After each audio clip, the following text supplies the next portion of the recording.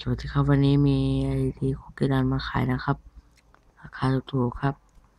เดี๋ยวผมจะให้ลิงก์เฟซไว้ด้านล่างครับก่อนอื่นเราไปดูคุกกี้ตัวคุกกี้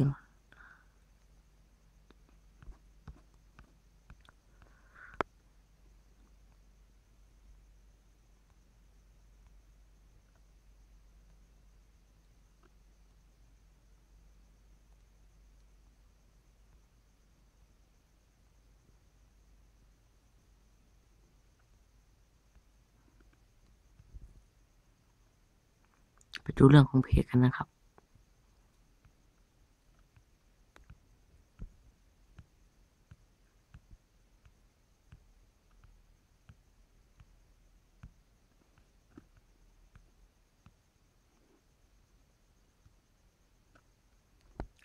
ไปดูเรื่องของสมบัติกันนะครับ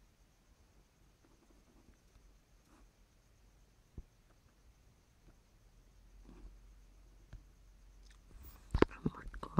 มีไม่มากนะครับราคาถูกๆ